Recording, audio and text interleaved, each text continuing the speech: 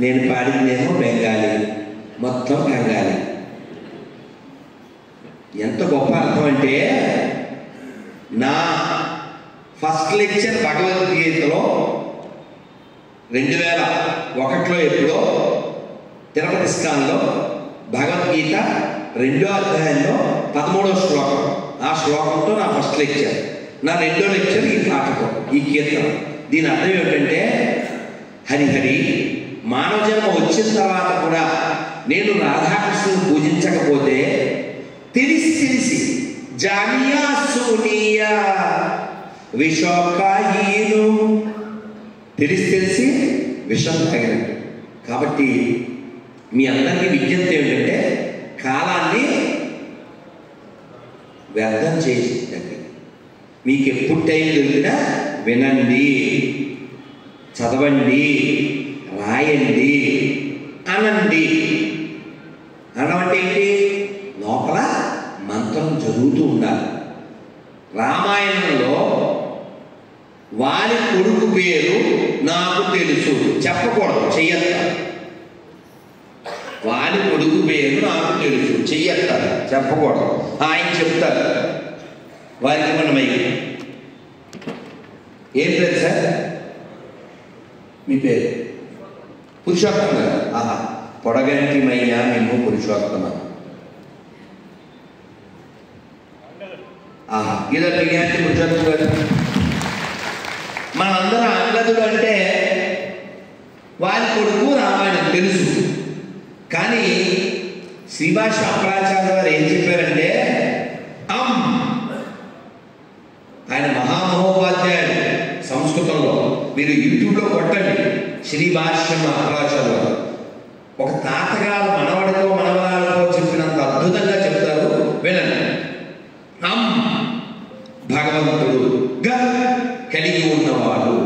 లోపల ఎప్పుడు మంత్రం మననాత్రాయితే ఇది మంత్రం ఎప్పుడు శ్రీ గోవింద గోవింద గోవింద నారాయణ నాథన కేశవ జనార్దన హరే మురారి మంత్రం నడుస్తూ ఉండాలి.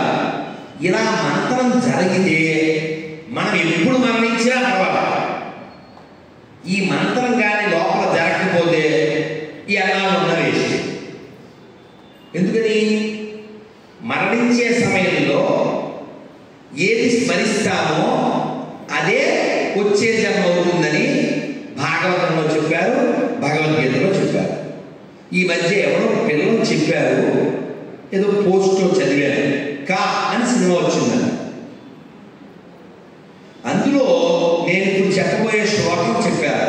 8వ అధ్యాయంలో 6వ శ్లోకం చెప్పండి అందరూ. యం యం వాపి, మళ్ళీ ప్రసాదం చెప్పాలా ప్రతిసారి ఎందుకు? యం యం వాపి. నన్ను ఈ టైంలో ఎయిర్పోర్ట్లో ఒక గొప్ప వ్యక్తి సమక్షంలో ఉన్నాం. ఎవరంటే, మనం అందరం ఎన్నో విన్నాం వారి గొంతులోంచి. నేను వారి పుట్టినరోజు కూడా. మాధవ కేశవ మధుసూదన విష్ణు శ్రీధర పదనకం చింతయామి యూయం. మాధవ కేశవ మధుసూదన దామోదర నిరుద్ధ దైవ పుండరీకాక్ష హరిసంకర్షణ అదోక్షజ. దామోదర నిరుద్ధ దైవ పుండరీకాక్ష హరిసంకర్షణ అదోక్షజ. నరసింహ హృషీకేశ నగధరాతి విక్రమ. నరసింహ హృషీకేశ నగధరాతి విక్రమ శరణాగత త్రాణ. జయ జయ సేవే శరణాగత త్రాణ. జయ జయ సేవే మాధవ కేశవ మధుసూదన. ఇలా మనం చాలా విన్నాం. నారాయణ నీ నామమే గతిక కోరికలు మాకు కొనసాగుటకు నారాయణ నారాయణ. ఎవరండి? అద్భుతం కదా.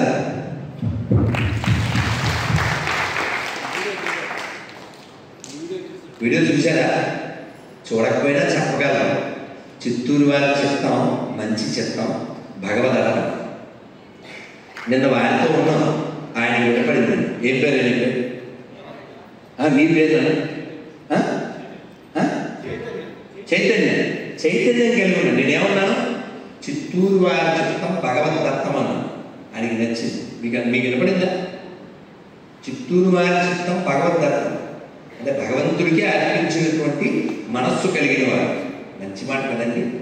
అందరం మనం ఆయనకే అర్పించాలి. ఆయనకి అర్పించకపోతే,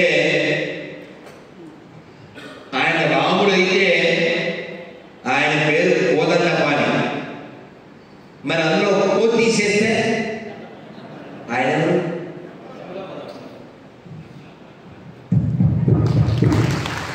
శాండీ, లైక్ ఏ క్యాండీ. యముడికి ఇందాక చెప్పుకున్నాం, యమస్య కరుణా నాస్తి ధర్మస్య త్వరితగతి. Execute your prescribed duties immediately. ఏమిటది? మనస్సుని, చిత్తాన్ని భగవంతుడు ఇష్టపడేలా తయారు చేయడం. ఏమండి? ఎంత బాగుందండి కూర్చోవడానికి కదా. మీకు కూడా బాగుంది కాబట్టి కూర్చోగలిగారు. ఏదైనా తిని పాడేసిన చెత్త కుర్చీలో వేస్తే కూర్చోగలవా? చిచ్చి అని మళ్ళీ తిడతాం. మరి భగవంతుడు రా అని పిలిస్తే వచ్చి మన చిత్తంలో కూర్చోవాలంటే చెత్త లేకుండా ఉండాలి కదండి. ఆ చెత్త లేకుండా ఉండాలంటే మనం చిత్తశుద్ధిగా గట్టిగా భగవన్నామని చెప్పాలి కదా. హరే కృష్ణ హరే కృష్ణ కృష్ణ కృష్ణ హరే హరే హరే రామ హరే రామ రామ రామ హరే హరే గోవింద. మీకు ఇందాక కా సినిమాకి మీరు ఆపేసారు కదా, బాగానే ఉందే గుర్తు. కామా పెట్టానండి. యమ్యం చెప్పండి. యమ్యం వాపి స్మరన్ భావం త్యజత్యంతే కలేవరం తమేవైతి కౌంతేయ సదా తద్భావ భావిక. మనం మరణ సమయంలో ఏం స్మరిస్తామో చెట్ట చివర అదే జన్మవుతుంది. నిన్న మేము గరిమెల్ల బాలకృష్ణ ప్రసాద్ గారి పుట్టినరోజు, మా అదృష్టం వారు అక్కడ కలిశారు. వారికి నమస్కరించి వారితో మాట్లాడి వారితోనే ప్రయాణించి వారి సీటు ముందు మా సీటు వెనక ఆనందంగా ప్రయాణం చేశాం. కానీ ఈ జీవిత ప్రయాణంలో ఎంతమందో కలుస్తారు. మంచోళ్ళు అవ్వచ్చు, చెడ్డోళ్ళు అవ్వచ్చు. వాళ్ళ చిత్తంలో ఉన్నది మన చిత్తంలో తెచ్చుకోకూడదు. వాళ్ళకి కోపం ఉండొచ్చు, మన మీద పగ ఉండొచ్చు, ఏదైనా ఉండొచ్చు. కానీ మన హృదయంలో ఆ దివ్యమంగళ స్వరూపం ఉండాలి. అందుకే కదండి వెంకటేశ్వరాన్ని చూడగానే అన్నమయ్య ఏమన్నారు? జగన్మోహనాకార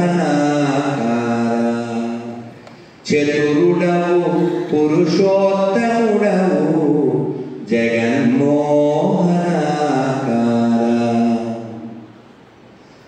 జగత్తును మోహింపజేసేటువంటి గొప్ప సౌందర్యవంతుడు మన వెంకటేశ్వర స్వామి. ఆయన యొక్క దగ్గరలో పుట్టి జీవించడం ఎంత భాగ్యం అండి. కాబట్టి మనం మరణ సమయంలో పొందిన సక్సెస్సే జీవితంలో అసలు సక్సెస్. ఇక్కడ నువ్వు ఏది సక్సెస్ అయినా ఏది ఫెయిల్ అయినా ఇక్కడే వదిలేయాలి కదా. ఇక్కడే వదిలేసి వెళ్ళిపోయేదానికి ఎవరితోనో వైరెందుకు, ఎవరితోనో వైరెందుకు. ఏమన్నా రెండు బాగా వినపడుతుందండి. వైరము వద్దు, వైరు. ఎందుకంటే ఇక్కడ ఏ కనెక్షన్ ఉన్నా కట్ అయిపోతుంది. ఇలా జరిగింది. ఎవరికి జరిగింది? ఈ దేశం పేరేంటి? ఎందుకు వచ్చింది ఆ పేరు?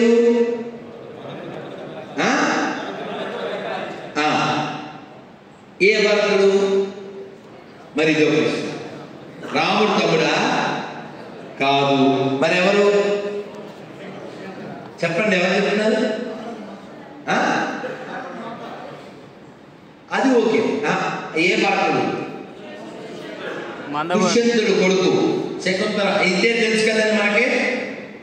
కానీ భాగవతంలో వీళ్ళకంటే సీనియర్ భరతుడు ఒక ఆయన ఉన్నారు. చదవా మన పెద్దవాళ్ళు ఏమన్నారంటే, ఒకసారి అంతా చెప్పండి. భాగవతం భాగవతం భాగవతం అంటే భాగవతం.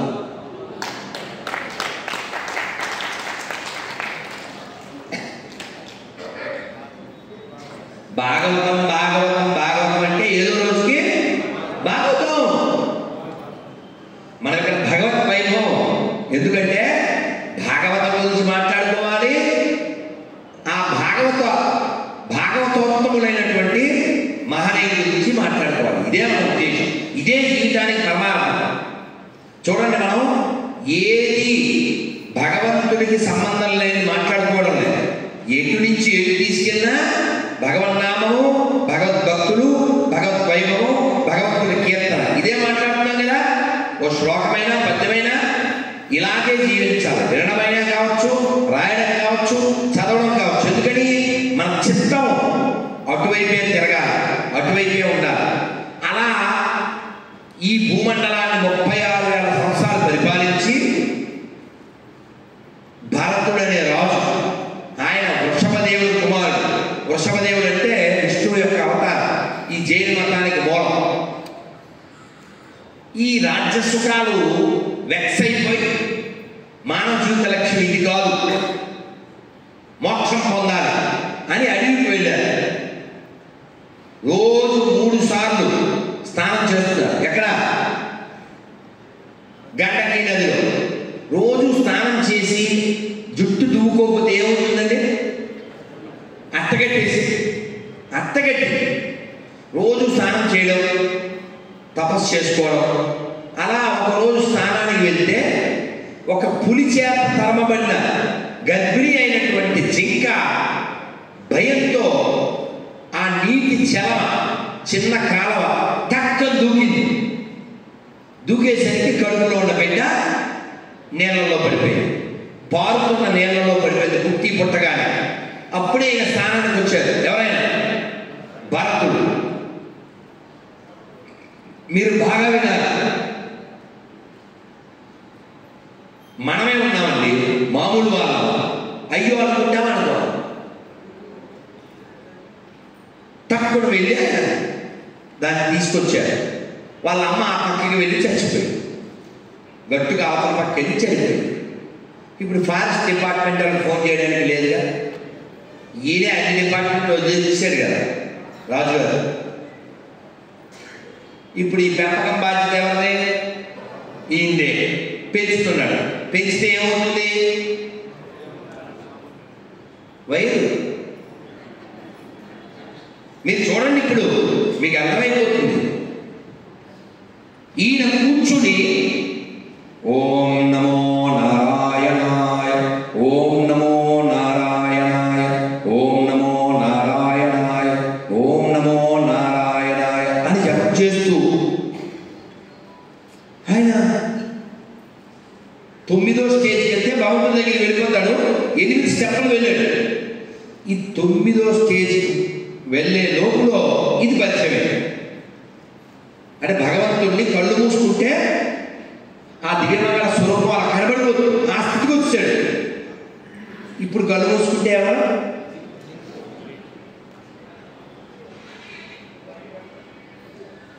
సీతా వెంటూ లంక బికాజ్ ఆఫ్ జింక. This Bharata got next birth because of జింక. జింక బెక్కనే బంక. మనం అంటించుకుంటే బంకే. కళ్ళు మూసుకున్నాడు. ఓం నమో నారాయణ. ఎవరు వచ్చారు? నారాయణ రాలే. హరిణి. హరిణము అంటే జింక. ఇలా ఉంటుంది, మళ్ళీ మళ్ళీ అదే వస్తుంది. ఈయన మనసుతో ఏం మాట్లాడుతుందంటే, పాపం తల్లి లేని పిల్ల నన్నే నమ్ముకుంది. మనం ఎందుకు వచ్చాం? మళ్ళీ మొదలుపెట్టడం, మళ్ళీ డిస్టర్బెన్స్. పాపం అది ఎప్పుడైనా కోపం వస్తే తన వాడి కొమ్మలతో నన్ను అలా పొడిచేది. మళ్ళీ మళ్ళీ డిస్టర్బెన్స్. నేను లేత లేత గడ్డి పక్కన పెడితే ఎంతో ఇష్టంగా తినేది. అది నాకు పెద్ద కొడుకులు, పెద్ద కొడుక అసలు కొడుకుల్ని, భార్యని, రాజ్యాన్ని అన్నీ వదిలేసి వచ్చి మనస్సు చేసే మాయత్రం 8వ స్టేజ్కి వెళ్ళిన వాడు. ఇలా మనస్సు అంతా ఎక్కడుందే? జంక మీద. మనస్సు మౌతుల మీద లేదు. అమ్మో అది లేకపోతే నేను ఎలా జీవిస్తాను? అది నా ప్రాణం, దానికి నేను ప్రాణం, అది ఉండాలి అంతే. లేచిపోయాడంతే. పూజ మందిలో కొంత లేచిపోయి ఉంటారు చూద్దాం, వాళ్ళు ఇంపార్టెంట్లో అలా ఉంటాయి. లేచి వెళ్ళిపోతున్నాడు. వెన్నెల వెలుగు, అడవి, ఈ జింక కాలి గిట్టల అడుగులు పట్టుకుని వెళ్ళిపోతున్నాడు. వెళ్ళి వెళ్ళి వెళ్ళి జింక కనబడలేదు. ఈ టైం అయిపోయింది. టైం అయిపోయింది. ఏమవుతుంది? బాగుంటుంది, ఏదో సెట్ చేస్తారుగా. కాలు ఓ రాయి మీద పడ్డాడు, తక్కువ కింద పడ్డాడు. ఓ గొయ్యి, ఆ గోతులో ఒక పెద్ద బండ, ఆ బండకి తల తగిలింది. ఏమవుతుందండి? ప్రాణం. ఈ ప్రాణం పోయే టైంలో ఈ భక్తుడి మనస్సులో ఏముంది?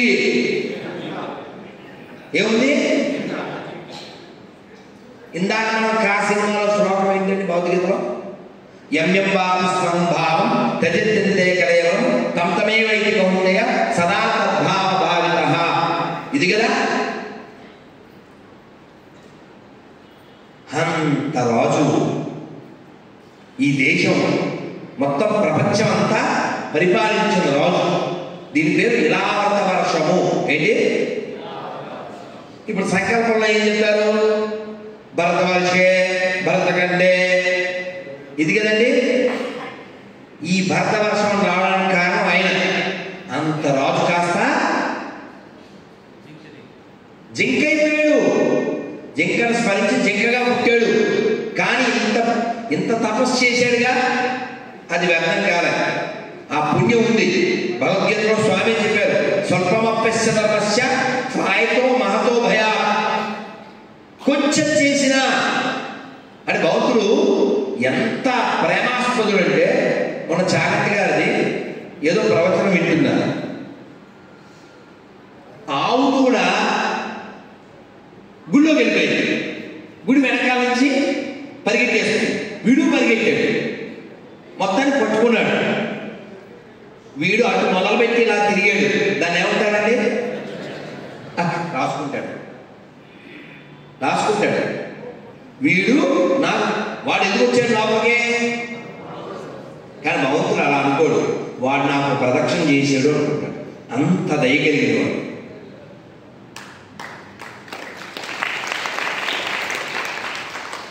వాడు దూడను పట్టుకోవడానికి గుడిని చుట్టూ తిరిగితేనే ప్రదక్షిణాన్ని కౌంటు చేసుకునే అంత కరుణా రసమూర్తిని మనం పట్టుకోకపోతే అన్నమయ్య బాధపడుతున్నాడండి. అతని కరుణా రసంబు అప్పకుండగ గదా బతిమాలి పదుగడల పారాడవలసే ఎంతకాలము కదా ఈ దేహ ధారణము చింతా పరంపరల చిక్కుబడవలసే. ఎంతకాలం ఉంటుంది దేహం? ఎంతకాలం ఉన్నా చింతా పరంపరల చిక్కుబడుతూనే ఉంటుంది. అందుకని దీన్ని ప్రేమించకండి, దీన్ని వాడుకోండి, ఆయన్ని ప్రేమించండి.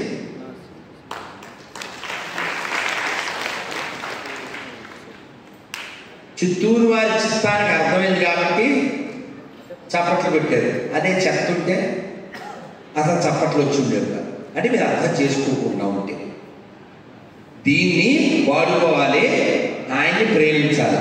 మామూలుగా ప్రపంచం ఎలా ఉంటుంది? దీన్ని ప్రేమిస్తాం, ఆయన్ని వాడుకోవాలి. అదేగా జరిగింది. లేకపోతే స్వామివారి సొమ్ము తినాలని ఆలోచన ఎలా ఉంటుందండి? వాడు బాగుపడతాడా? వాడు ఎవరైనా బాగుపడతాడా? నేను ఒక కథ చెప్పానండి. కోపం వచ్చి ఇంటర్వ్యూలో ప్రెస్ మీట్లో చెప్పాను. స్వామివారి సొమ్ము తినాలనుకునే వాళ్ళకి రామాయణంలో ఉందండి, నా సొంతం కాదు, ఉత్తర రామాయణంలో ఉంది.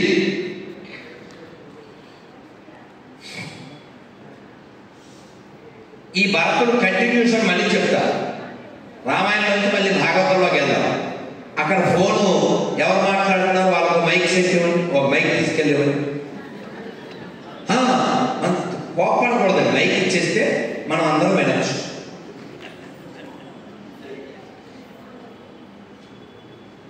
ఇప్పుడు ఆగేస్తా. గుడ్. ఇప్పుడు చెప్పకూడదు.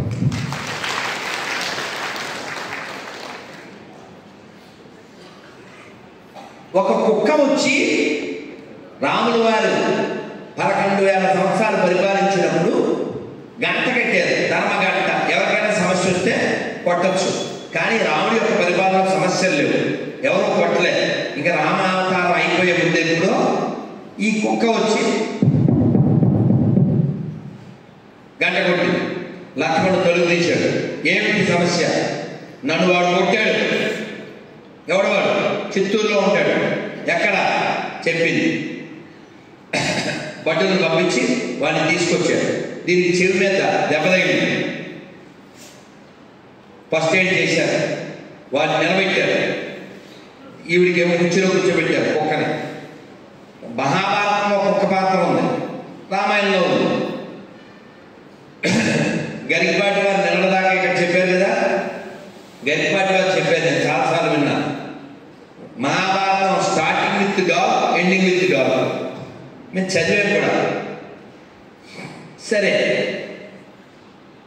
ఈ కుక్కని అడిగారు, వీడు కొట్టాడు కదా, ఎందుకు కొట్టాడు అంటే, ఏమోనండి, ఆరాంగా ప్రశాంతంగా ఈ రామరాజ్యంలో ఆరాంగా ఓ రోడ్డు పక్కన పడుకున్నాను, వీడు నన్ను కొట్టాడండి. సరే, ఏం శిక్ష వేయాలి? కొరలతో కొట్టించనా, జైల్లో పెట్టించనా, లేదా నేను చెవి మీద కొట్టాడు అలాగో ఏదైనా చేద్దాం అని రాముల వారు అడిగారు. ఏం చెప్పింది తెలుసా కుక్క? ఇవేం వద్దండి, ఏదన్నా ఒక టెంపుల్కి వాడిని అధికారిగా నిర్మించండి.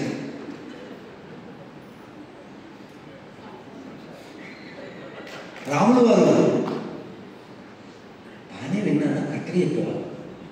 అంటే ఇప్పుడు పరిభాషలో చెప్పాలనే, ఇప్పుడు భాషలో చెప్పాలంటే ఏం మాట్లాడుతున్నావా అన్నారు.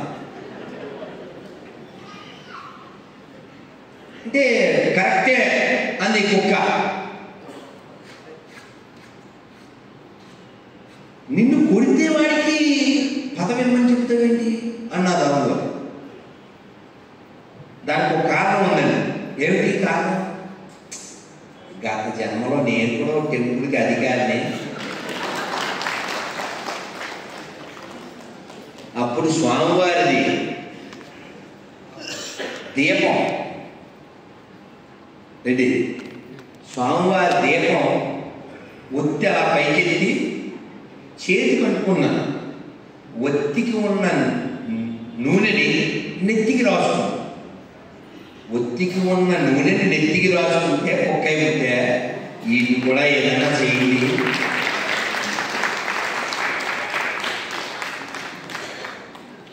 వీటి కూడా టెంపుల్లో ఏదో టెంపుల్కి ఓ పెద్ద అధికారిగా నిర్మించండి. వీడు కూడా ఎప్పుడోకప్పుడు తినకపోతాడా, తిన్నాక కుక్కై పుట్టపోతాడా, రెడీ తినకపోతాడా, తిన్న తర్వాత కుక్కై పుట్టకపోతాడా, రోడ్డు పక్కన పడుకోపోతాడా, ఎవడమ్మకం నన్ను గుర్తెట్టి ఇది పుట్టపోతాడా? ఎంత దూరం అండి! దూరాలోచన కుక్కై పుడతాను. శ్రీవారి సొమ్ముదిద్దే అని ఒక ప్రెస్ మీట్లో చెప్పాం, చాలా ఇంటర్వ్యూలో చెప్పాం అనుకోండి. కాబట్టి మనం అందరం ఇక్కడ గుర్తుపెట్టుకోవాలి. ఉపనిషత్తులు 108. నేను 5 ఉపనిషత్తుల పేరు చెప్పగలను చేతండి. 5 అన్నా వారికి మైకి. అందులో ఒక ఉపనిషత్తు పేరు ఈశోపనిషత్తు. చాలా ముఖ్యమైన 14 ఉపనిషత్తుల్లో అదొకటి. చెప్పండి సార్. 5 లేదా 10 చెప్పినా కూడా. కఠోపనిషత్, ప్రశ్నోపనిషత్, కేనోపనిషత్, చాందోగ్యోపనిషత్, బృహదారణ్యకోపనిషత్. మీ పేరు సార్? శివకుమార్. ఇదో బిగ్ హ్యాండ్. ఉపనిషత్తుల్ని వేదాంతము అంటారు. వేదం చాలా పెద్దది కదా. ఆ వేదం అంతా మనం అర్థం చేసుకోలేకపోయినా ఆ వేదాంతాన్ని అర్థం చేసుకోవడానికి సులభంగా ఇచ్చారు. అయినా అర్థం చేసుకోలేదుగా, అందుకని పురాణాలు ఇచ్చారు. అయినా అర్థం చేసుకోగా, అందుకని భగవద్గీత ఇచ్చారు. అయినా కూడా చదవమన్నారు. అవునా? అందుకే నేను భగవద్గీత ఇచ్చినప్పుడు దాని మీద స్టాంప్ గుర్తిస్తాను. ఏంటో తెలుసా? మానవ జన్మ ఎత్తినందుకు, మనిషి పుట్టినందుకు, మరణించేలోపు ఒక్కసారైనా భగవద్గీత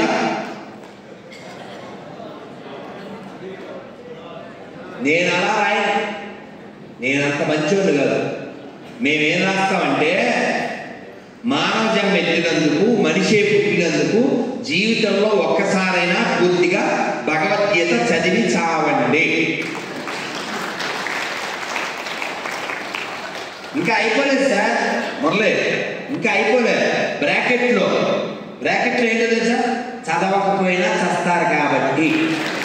ఇది అసలు ఇట్లు మీరు ఆవడం అది.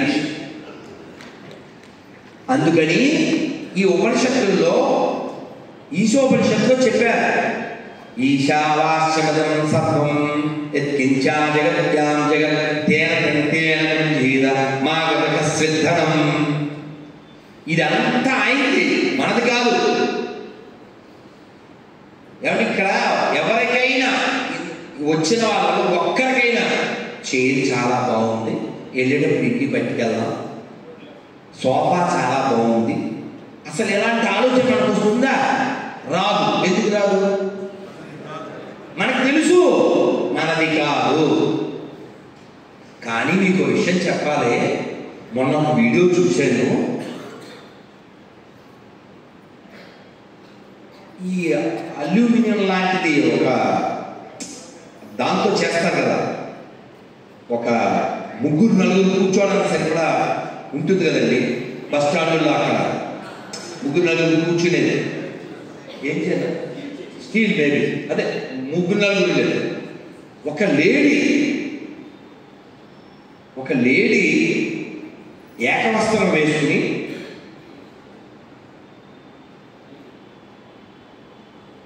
ఎత్తి గోడతో పట్టుకోవాలి. వీడియో దాని కింద రాశారు, this is the reason in trains they put chains. అర్థమైందండి? భారతదేశం అభివృద్ధి చెందుతున్న దేశం. కానీ ఎవరు అడిగారు అభివృద్ధి చెందిన దేశంగా ఎప్పుడు మారుతుంది, మారిన దాని గుర్తేంటి అన్నారు. ఏమీ లేదు. రైళ్లలో, బాత్రూంలో మగ్గులకి చైన్లు లేకుండా ఉంటే ఈ దేశం అభివృద్ధి చెందింది.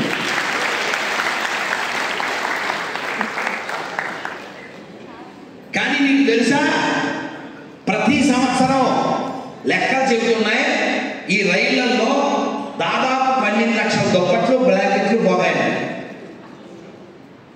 ఏసీలో వెళ్తున్నాడంటే బలిసిస్తే జగత్ కొంచెం బలిస్తేనేగా. అంటే వాడే ఎత్తుకుపోయాడని కాదు, ఇంకా సిబ్బంది కావచ్చు, ఇబ్బంది ఇంకేదైనా ఉండవచ్చు. కానీ ఎందుకు జరుగుతుంది? ఇది రైల్వే వాళ్ళే ఎత్తుకోవచ్చు. అసలు ఇదంతా మన దేశం అనేటువంటి భావన ఉంటే అలా చేయరు కదా. స్వామి రామతీర్థ పేరు విన్నారా? ఎవరన్నా తెలుగు ఆయన గొప్ప 5 ఏళ్ల భార్య, ఇది 13 ఏళ్ళు ఇంకా చదువుకుంటాను. నో, నువ్వు పౌరోహిత్యం చేయాలి అన్నాడు వాళ్ళ నాన్న. నో, అలా గొడవ పెరిగింది. అది కట్ట ఇంట్లో తెలిపే ఎవరితో 5 ఏళ్ల భార్య. ఈయన వండుకోవాలి, వండుకుని చదువుకున్నాడు, ఆవిడికి చదువు నేర్పాడు. ఆయన పరీక్ష రాసినప్పుడు 10 ప్రశ్నలు ఇచ్చి ఏదేని 7 ప్రశ్నలు జవాబులిడుము అని రాస్తే ఆయన 10కి ఆన్సర్ రాసి ఏదైనా 7 జవాబులకి మీరు మార్కులు వేసుకోండి. ఇప్పుడు కానీ ఉంటే స్వామి రామతీర్థ తోపు తీసుకోవాలో స్నాప్ అనుకుంటా కదా, అది ఆయన కెపాసిటీ. అలాంటి ఆయన చెప్పారు, నేనే ఈ భారతదేశమే నేను అని ఫీల్ అయ్యాడు. ఆయన ఒక రైల్వే స్టేషన్లో వెయిట్ చేస్తున్నాడు.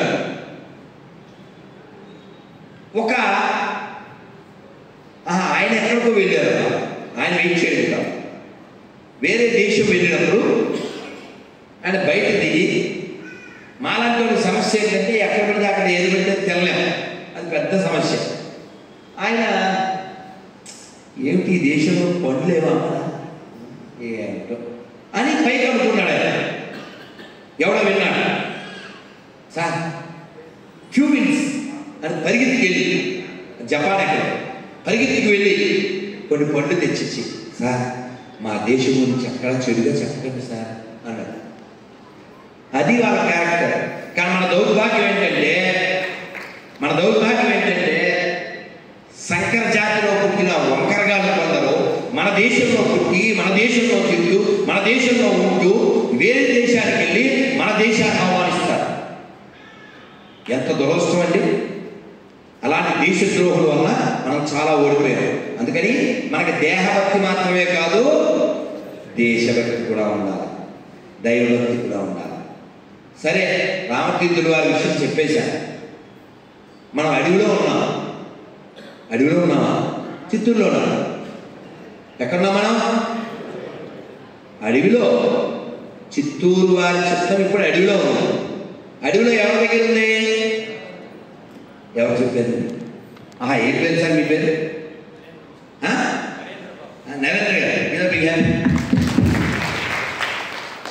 భరతుడి దగ్గర ఉంది. భరతుడు ఏమనుకుంటాడు? జింక. కానీ పుణ్యం ఉంది కదా, ఈ పూర్వ పుణ్యంతో ఆయన ఈ దేహం అదే కానీ మనసు అదే కదా. సెల్ మారింది, సిమ్మదే. మళ్ళీ నెంబర్లు వచ్చేస్తాయి, డేటా వచ్చింది. ఆయన ఆలోచించాడు, అయ్యో భగవంతుడిని పొందడం కోసం తపస్సు చేసి, మామూలుగా జింకకి కొమ్ములు ఇంకో దాంతో ఇళ్ళల్లో ఆడటం కొట్లాడటం ఇవన్నీ చేస్తాయి కదా. మొన్న వీడియో చూశాను, ఒక జింక ఇంకో జింకతో ఈ కొమ్ములతో కొట్లాడినట్టుండే, చిక్కుపడిపోయింది. ఆపోజిట్ జింక చచ్చిపోయింది. దాని శవాన్ని అలా మోస్తూ అలా జీవించుంది. ఎవరో చూసి ఆ కొమ్ములు కట్ చేసి దీన్ని రక్షించారు. ఇంకో జింక కొండల మీద తింటూ 2 బండల మధ్య పోయి అలా దాని శరీరం ఎండిపోయి, దాని ఎముకలు ఆ అస్థిబంధం కనబడుతుంది. దాని కింద రాశాడు, ఎన్నిసార్లు ఏడ్చిందో కదా, ఎంత ఏడ్చిందో కదా, ఎన్ని గుర్తు తెచ్చుకుందో కదా, ఎంత రోధించిందో కదా, ఎంత బాధపడిందో కదా, అలాగే చనిపోయిందే. నీ పరిస్థితి కూడా అంతేనేమో. అందుకే అన్నీ బాగున్నప్పుడే అందరితో బాగుండు అని క్యాప్షన్ పెట్టారు. కాబట్టి మన మనస్సు ఎప్పటికీ ఒక గెస్ట్లా భావించాలి. అప్పుడు బెస్ట్గా ఉండడం అలవాటు అవుతుంది. మనం ఏమనుకుంటామంటే గమ్మేసుకుని గమ్మని ఇక్కడే ఉందాం. అసలు నువ్వు ఉందా అనుకున్నా ఉండడం కుదరదు, ఉండనివ్వరు. ఎందుకని? ఈ ప్రపంచానికి ఈ లోకానికి కృష్ణ భగవానుడు పేరు పెట్టాడు. ఏంటి పేరు? అందరు చెప్పండి. అబ్బా ఎవరు చెప్పింది? ఒకసారి చెప్పండి సార్, ఒక్కసారి తప్పదు. నా మనస్సుకు చాలా ఆనందం కలిగించారు.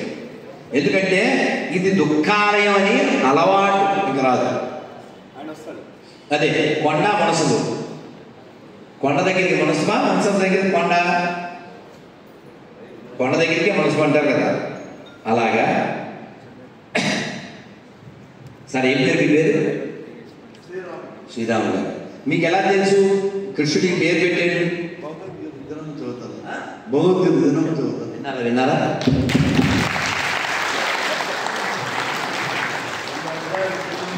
అర్థం కూడా చెప్తాను. ఒక్క శ్లోకం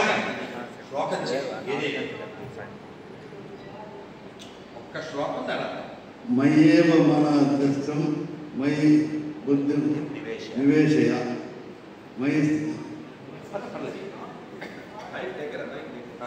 మీరు ఏ శ్లోకం అని చెప్పండి, పర్లేదు. ఎనీ శ్లోకం. ఇదం హృదయ గృహ్యతమం ప్రవచ్యామ్య